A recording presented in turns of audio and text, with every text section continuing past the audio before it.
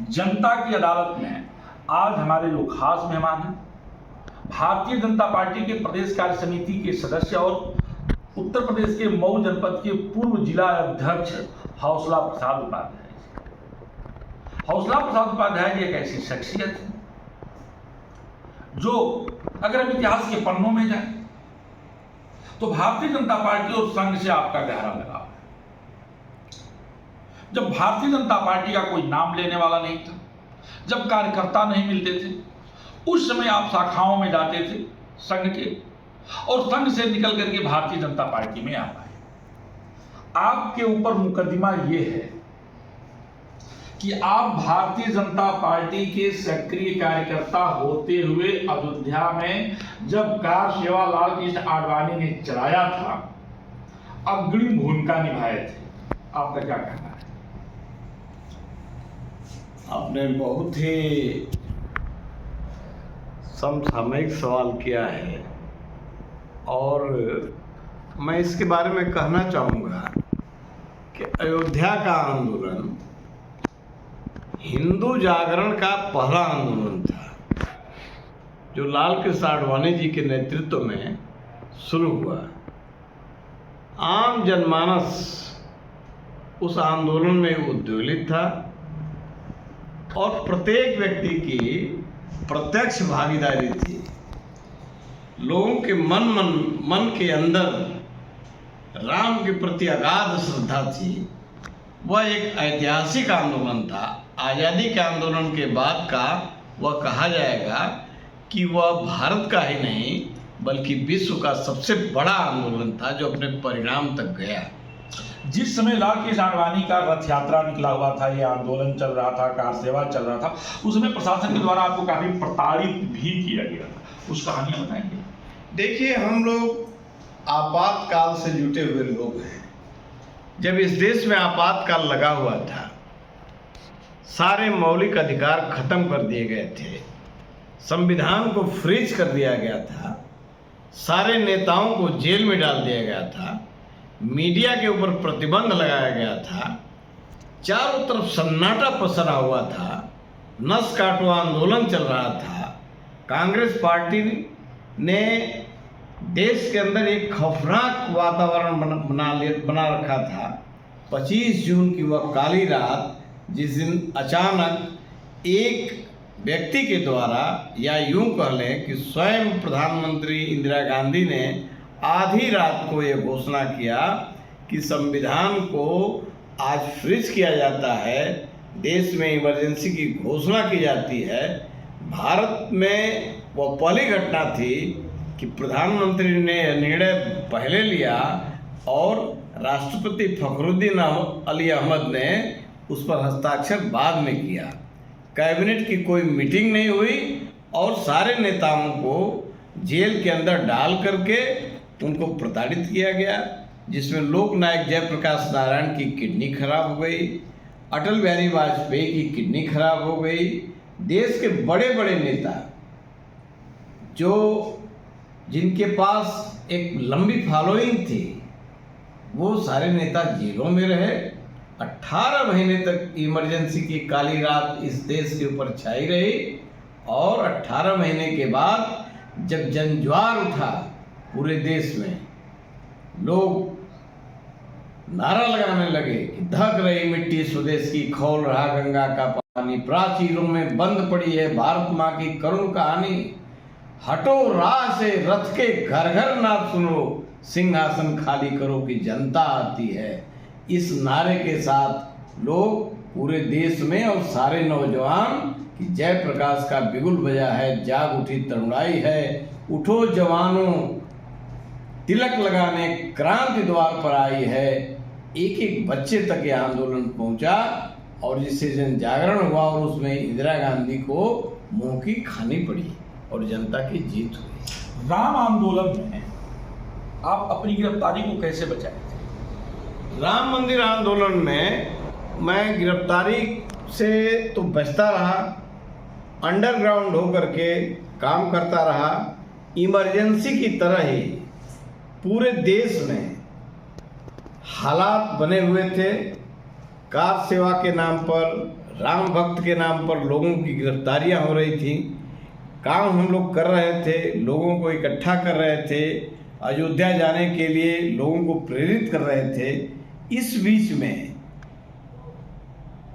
इसी का काम को करते हुए मैं भवनाथपुर में एक बड़ी मीटिंग ले रहा था, गुप्त मीटिंग थी वो, और उस मीटिंग के बाद जब मैं निकला तो मेरी गिरफ्तारी मऊ में हुई और मेरे ऊपर राष्ट्रीय सुरक्षा कानून लगा दिया गया।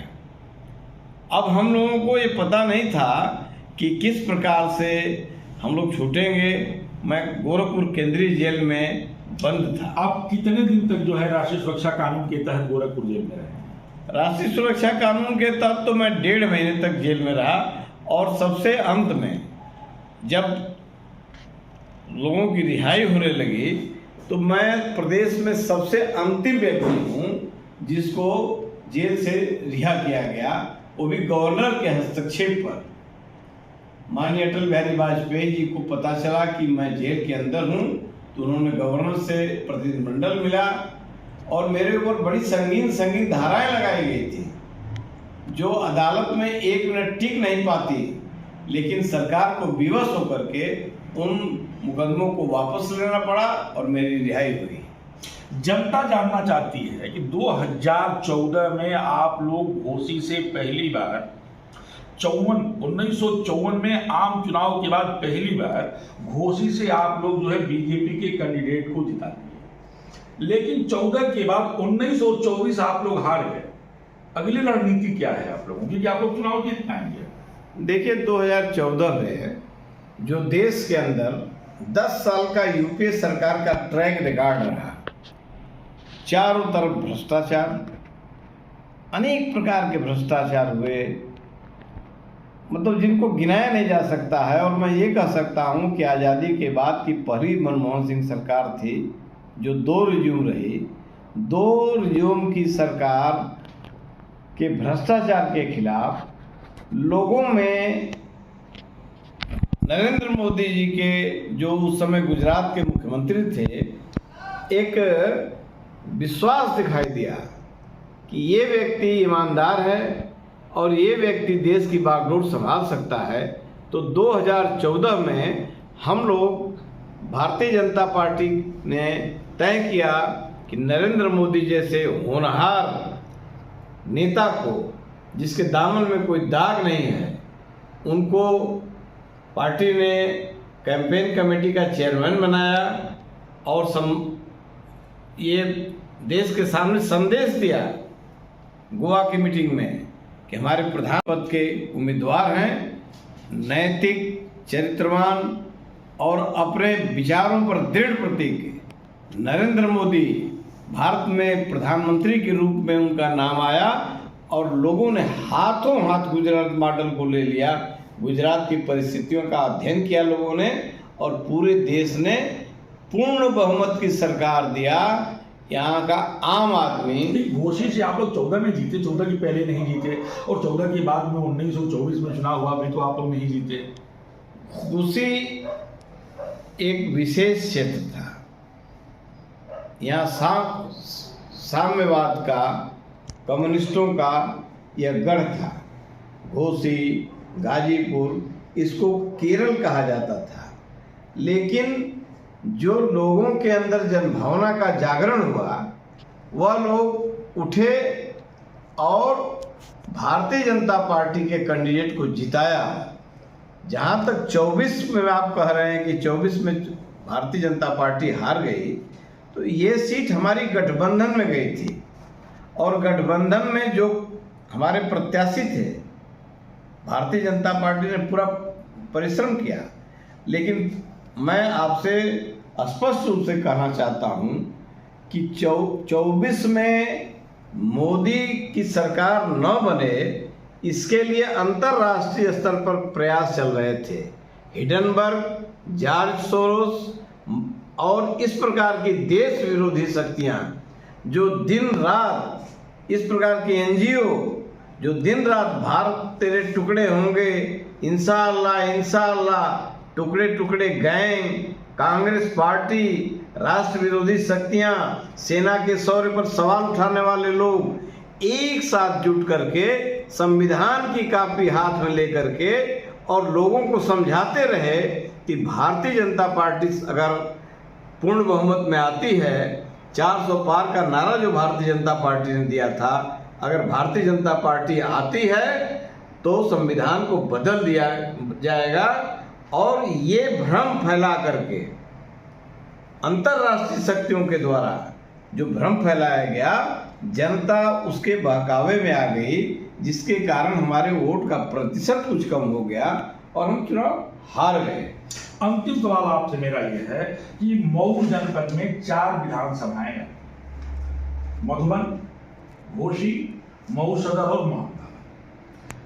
मऊ से विधायक रहे, मंत्री रहे माननीय फागू चौहान को केंद्र सरकार ने बड़ा सम्मान दिया, ये मऊ का भी बड़ा सम्मान था, उनको राज्यपाल बना दिया।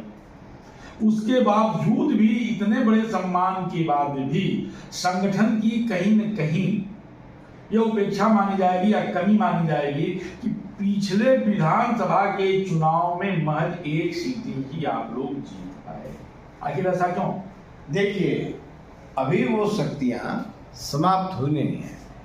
कुछ क्षेत्र ऐसे हैं, जैसे मैं मऊ सदर को ही बता दूं, इसकी डेमोग्राफी ऐसी है, मुस्लिम मतदाताओं की संख्या हमारी सारी योजनाओं का लाभ, चाहे वो प्रधानमंत्री योजना हो, प्रधानमंत्री आवास योजना हो, प्रधानमंत्री रोजगार सृजन योजना हो, उज्ज्वला योजना हो, आयुष्मान कार्ड योजना हो, इन सारी योजनाओं का लाभ हम जाति के आधार पर, धर्म के आधार पर किसी के साथ भी कोई भेदभाव नहीं हुआ, सबने इसका लाभ लिया।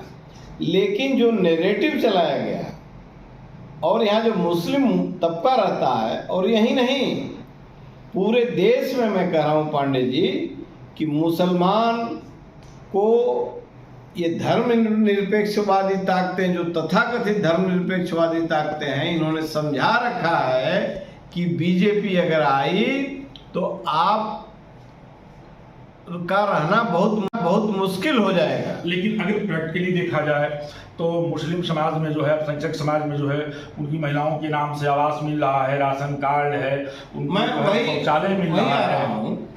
उसके बाद भी बीजेपी विश्वास, इसके बाद भी की विरोधी नहीं है। इसके बाद भी जो तथाकथित शक्तियां हैं, ये उनको समझाने में सफल हो जाती हैं कि बीजेपी आपका भला नहीं करेगी, और ये लोग मुफ्त का राशन, मुफ्त का मकान, मुफ्त की बिजली, ये सारा कुछ लेते हुए भी ये भारतीय जनता पार्टी के पक्ष में न थे, न हैं, न आने वाले हैं। हम इतना वोट माइनस कर करके अपने लोगों में जा करके वोट मांगते हैं। बीजेपी को समझा क्यों नहीं पाए? जो निगेटिव निकल करके आता है, राष्ट्र, जिनको आप राष्ट्र विरोधी ताकतें कह रहे हैं, वो समझाने में सफल होते हैं, तो बीजेपी का जो संगठन है ये इनको क्यों नहीं समझा पाता कि हमने सब आपको मुफ्त में दिया है और हम आपका भला चाहते हैं, आपका नुकसान नहीं चाहते। ऐसा है कि जितने मुस्लिम नेता हैं, इस्लामिक स्कॉलर हैं, वह स्वयं भला नहीं चाहते हैं। वह जिस समय हिंदुस्तान का मुसलमान पढ़ लिख जाएगा, हिंदुस्तान का मुसलमान साइंटिस्ट बनेगा, देश में आपको एक मुसलमान याद होगा, अबुल कलाम, जो बहुत पढ़े लिखे थे, वैज्ञानिक थे और राष्ट्रपति बने। उनको गीता कंठस्थ थी, उनको रामायण कंठस्थ था, उनके स्पष्ट विचार थे, उनके अंदर देशभक्ति कूट कूट करके भरी गई थी। इनके यहाँ मदरसों में जो सिखाया जाता है कि हिंदू काफिर है, उसका कत्ल करने से सवाब मिलेगा, जिहाद चलाने से आपको सवाब मिलेगा। ये जिहादी मानसिकता के लोग जो मदरसों से पैदा किए जाते हैं, और साप्ताहिक इनकी जुमे की नमाज में जहरीली तकरीरें जो होती हैं, इसके कारण मुसलमान आज धर्मांधता के कारण, कठमुल्लेपन के कारण ये उनके साथ जुटा हुआ है, और ये भविष्य में कभी भी भारतीय जनता पार्टी के साथ नहीं जुटेगा। ये मैं विश्वास के साथ कह सकता हूँ, इसलिए कि प्रत्यक्ष रूप से आप शहर के अंदर जाएंगे, इसी शहर में तो प्रधानमंत्री आवास योजना, प्रधानमंत्री आवास योजना, प्रधानमंत्री आवास योजना इनके नाम पर मिली हुई है, लेकिन इन बूथों पर भारतीय जनता पार्टी को 0 वोट मिलता है। हम वहाँ जो महिलाओं के साथ उत्पीड़न हो रहा था, महिलाओं की जो दुर्दशा थी मुस्लिम समाज में, उसके विरुद्ध 3 तलाक लेकर के भारतीय जनता पार्टी आई, सदन में बहुमत से पास कराया। लेकिन हमें आशा थी कि कम से कम उन महिलाओं के अंदर तो ये जागृति आएगी, लेकिन उन महिलाओं को भी स्वतंत्रता नहीं है। लोगों को कुरान की कसम दिला करके बूथों पर भेजा जाता है। तो जब तक ऐसी मानसिकता के लोग रहेंगे तब तक भारतीय जनता पार्टी अपने प्रयास में सफल नहीं होगी।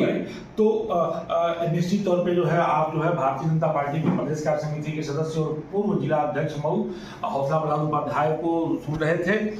जनता की अदालत में आज आपकी पेशी हुई थी और जनता से जुड़े सवालों का आप जवाब दे रहे थे। हम आप जानकारी के लिए बता दें कि आप जहां बैठे हैं, एक तरफ जो है हेडगेवार साहब का तस्वीर टंगा हुआ है और पीछे जो है राजनाथ सिंह को भी गुलदस्ता देते हुए मुस्कुराते हुए नजर आ रहे हैं। ये माना जाता था कि जितना ही आपका संबंध जो है संघ परिवार से है, जितना ही आप संघ परिवार के लोकप्रिय हैं, उतना ही राजनाथ सिंह के भी अति करीबियों में माने जाते हैं। मुरली मनोहर पांडे के साथ खास रिपोर्ट। आप बने रहिए मेरे साथ और देखते रहिए जनता की अदालत कार्यक्रम।